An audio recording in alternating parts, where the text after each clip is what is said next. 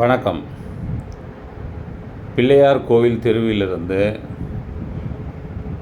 சுமார் 25 வீடுகள் கழிவுநீர் ஸ்ரீநகர் வழியாக வருகிறது. அந்த கால்வாயை அடைத்ததால் அந்த கழிவுநீர் தெருவில் செல்கிறது. தெருவில் சென்று ஏற்கனவே ஸ்ரீநகரிலிருந்து ஒரு பகுதியிலிருந்து வரும் தண்ணீர் அந்த பள்ளத்தில் நிரம்பி இருக்கிறது. அங்கு வந்து கலக்கிறது. கலந்து தெரு வழியாக கழிவுநீர் செல்கிறது, ரோடுகளில் செல்கிறது.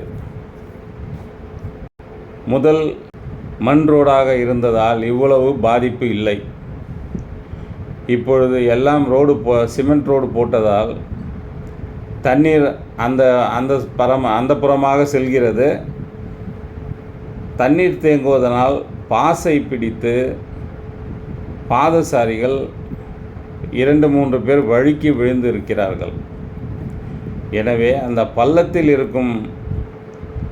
பள்ளத்தில் போடப்பட்ட பைப் 2 புறமும் அடைத்து வைத்திருக்கிறார்கள். அந்த அடைப்பை எடுத்தாலே இந்த பள்ளத்தில் இருக்கும் தண்ணியும் பிள்ளையார் கோயிலிருந்து வரும் தண்ணியும் ஈஸியாக அந்த புறம் சென்றுவிடும்.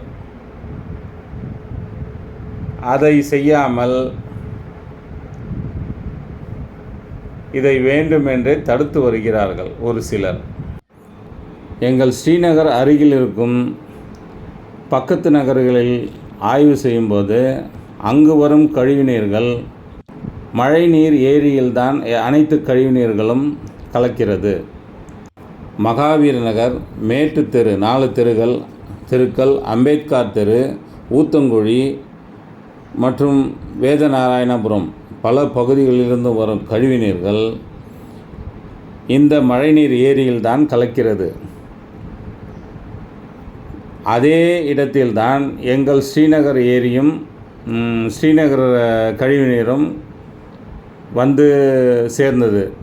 இப்பொழுது புதியதாக இவர்கள் கால்வாயை அடைத்துவிட்டு இந்த பக்கம் தண்ணீர் வரக்கூடாது என்றால் எப்படி? என்ன நியாயம்?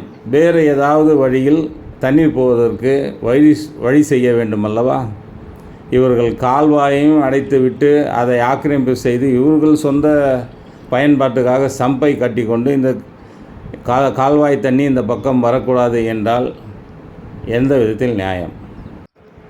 இந்த ப்ளூ ஷீட் இருக்கும் இடம்தான் ஸ்ரீநகரின் கடைசி பகுதி.